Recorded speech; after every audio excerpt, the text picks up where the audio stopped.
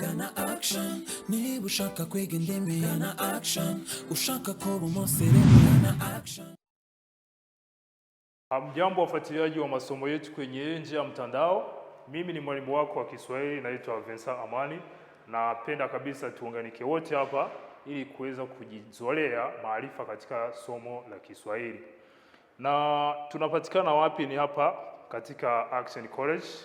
Na Action College kabisa tunatoa masomo mbalimbali kuhusiana na lugha na vitu vingine tofauti tofauti. Na lugha ambazo kabisa tunatoa masomo ni kama vile Kiswahili, Kiingereza, Kireno, Kifaransa na masomo na lugha nyinginezo kabisa. Na kama ilivyo ada, tunaendelea na masomo mbalimbali ya Kiswahili, na kwa siku ya leo kabisa napenda tuongelee kuhusu viunganishi katika lugha ya Kiswahili. Utapenda kujiuliza kwamba viunganishi ni nini?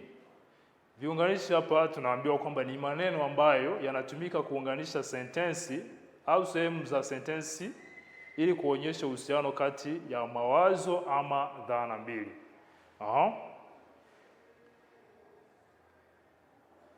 Yaani viunganishi vinatumiwa ili kuunganisha sentensi mbili au dhana mbili ama mawazo mawili kama tulivyoona.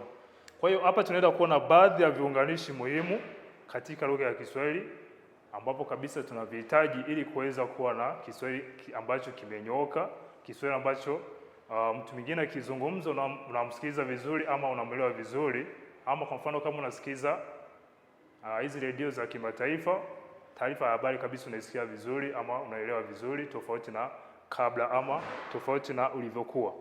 Kwa hiyo tunaanza na kiunganishi hichi ambacho ni ili. Ili huonyesha madhumuni ya tendo fulani. Yaani una dhumuni gani ama una lengo gani, si ndio? Kwa hiyo hapo kwa mfano kama unataka kuzungumzia lengo ulilonalo, kwa hiyo tunatumia kiunganishi ili. Mfano hapa, alijifunza kwa bidii ili apate matokeo mazuri. Yaani alikuwa na lengo la kupata matokeo mazuri. Ndio maana alijifunza kwa bidii. Hapo katika Kiswahili tunasema kwamba alijifunza kwa bidii ili apate matokeo mazuri. Tunaendelea. Kiunganishi cha pili hapa tulichonacho ni ama. Ama huonyesha chaguo kati ya vitu viwili au zaidi. Yaani unafanya chaguo. Unachukua hichi ama unachukua hichi. Yaani unafanya chaguo kati ya vitu viwili ama zaidi. Mfano,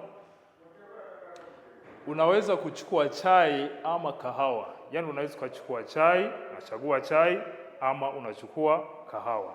Yaani ama huonyesha chaguo kati ya vitu viwili au zaidi. Kiunganishi cha tatu ambacho nakihitaji katika lugha yako ya Kiswahili ni kabla ya. Kabla ya huonyesha tukio lililotokea mapema kuliko tukio lingine. Yaani kwa mfano kuna matukio mawili ambayo yametokea, kwa hiyo unaweza kutumia kabla ya kuonyesha kwamba kuna tukio lililoanza na tukio lililofuata. Kwa hiyo kama unataka kuonyesha tukio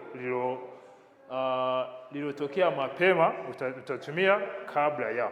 Mfano, osha mikono yako kabla ya kula.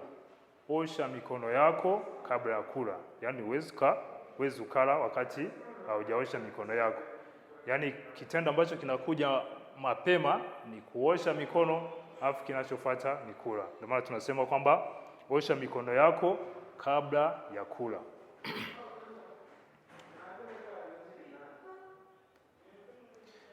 Tunaendelea na kiunganishi cha nne, baada ya. Baada ya huonyesha tukio lililofuata tukio lingine. Kabla ya tumeona kwamba ni tukio ambalo linakuja mapema. Alafu baada ya huonyesha tukio linalofuata tukio lingine. Yaani kuna tukio lililoanza na tukio linalofuata. Kwa hiyo kama unataka kuonyesha kwamba kuna tukio lililofuata, tunatumia baada ya.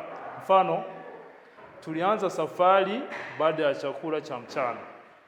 tulianza safari baada ya chakula cha mchana. Kwa hiyo safari ilikuja baada ya kula chakula cha mchana. Kwa hiyo ni tukio hili, kiunganishi hichi kinaonyesha tukio lililofuata baada ya tukio lingine. Kiunganishi cha tano ni isipokuwa. Isipokuwa huonyesha jambo ambalo halihusiki au linaondolewa. Kwa mfano, kuna vitu ambavyo vinatendeka, lakini kuna kitu kingine ambacho kuna kitu kingine ambacho kinaondolewa ama hakijafanyaje, hakiruhusiki kwa mfano. Kwa hiyo hapo tunatumia nini? Tunatumia isipokuwa. Kwa mfano, wanafunzi wote walihudhuria isipokuwa Kalisa. Yaani wote kabisa walihudhuria isipokuwa mtu mmoja ambaye ni Kalisa. Yaani yeye hakuhusika kabisa. Kiunganishi cha sita ni labda. Huonyesha jambo lisilo na uhakika. Yaani kwa mfano, kama sina uhakika na kitu fulani, nitatumia labda. Najua kwamba kitu kinaweza ikatokea ama kisitokee, kwa hiyo sina uhakika kabisa. Kwa hiyo nitatumia labda. Kwa mfano, acha tujaribu, labda atakubali. Acha tujaribu, labda atakubali. Yaani hapa sina uhakika, lakini najaribu, labda atakubali, ama najaribu, huenda akakubali.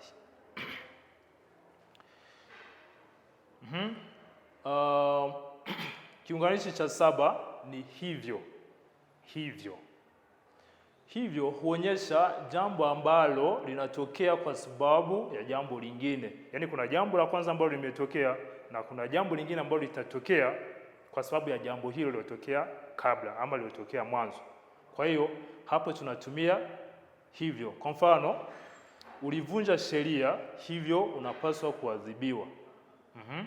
Yaani kuadhibiwa ni kitendo ambacho kitafanyika kwa sababu ya kitendo cha kwanza ambacho kimetokea, ambacho ni kuvunja sheria. Yaani mtu huyu ama wewe ulivunja sheria, hicho ni kitendo cha kwanza. Kitendo cha pili ambacho kitafuata ni kufanyaje? Ni kuadhibiwa. Kwa hiyo tunasema kwamba ulivunja sheria, hivyo unapaswa kuadhibiwa.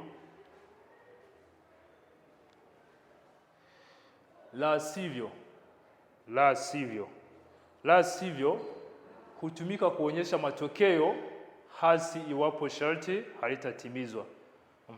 Yaani la sivyo, kwa mfano, kuna matokeo hasi, kuna matokeo mabaya ambayo yametokea. Hapo tutapata kwamba kuna sharti ambayo halijatimizwa. Kwa hiyo tunatumia la sivyo. Kwa mfano, soma kwa bidii, la sivyo utafeli mtihani. Yaani hapa maana yake mtu huyu asiposoma kwa bidii atakuja kufeli mitihani. Yaani tunatumia la sivyo kuonyesha tunatumia la sivyo kuonyesha nini? Masharti. Kwamba sharti hili ukilivunja basi utafeli kitu kingine. Kwa hiyo tunasema kwamba soma kwa bidii, la sivyo utafeli mitihani.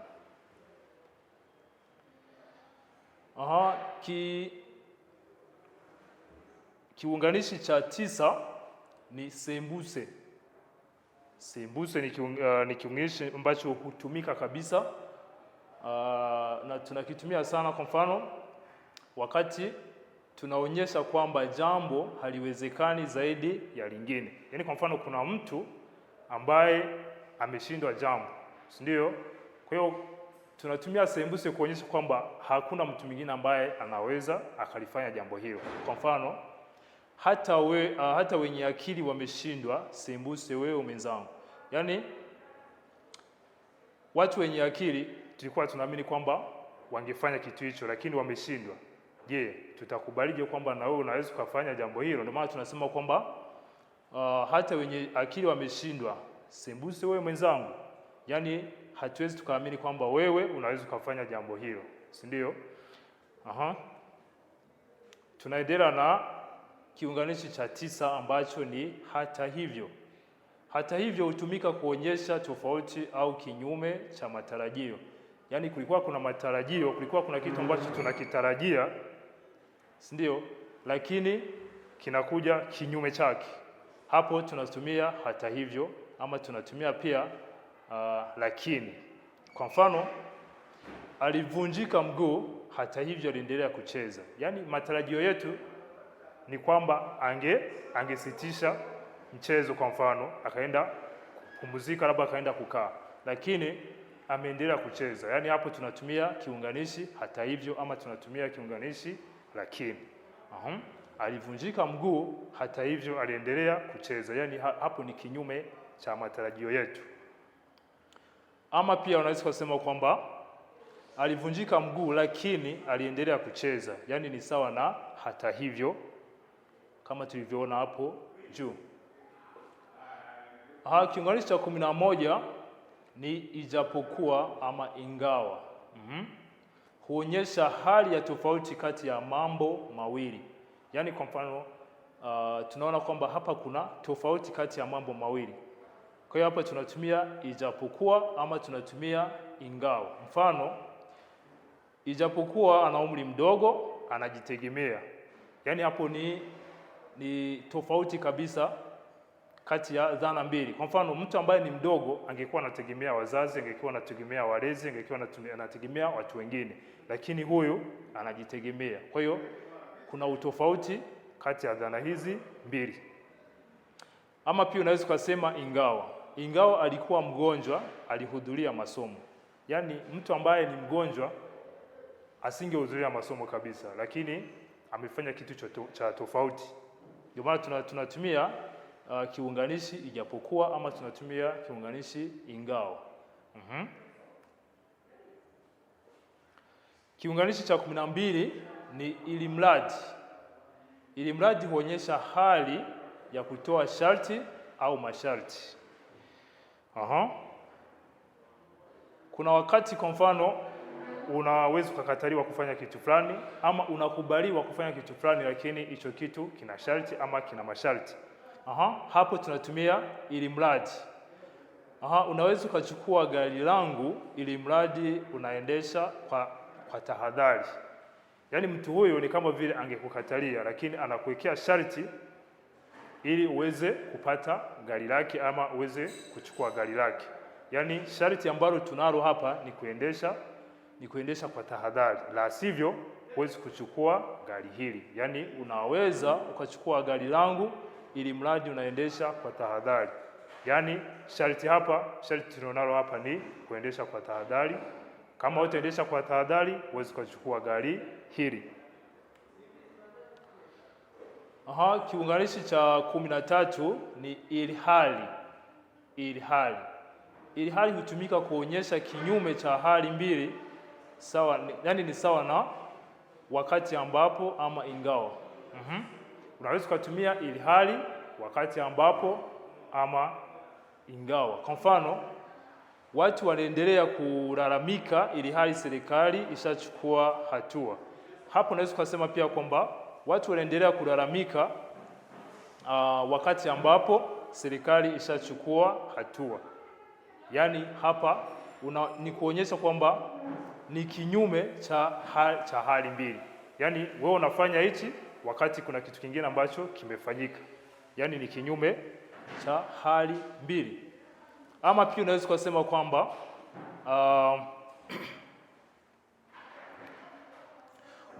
kwamba pia watu waliendelea kulalamika ingawa serikali ishachukua hatua. Kwa hiyo hapo unaona kwamba ingawa ilhali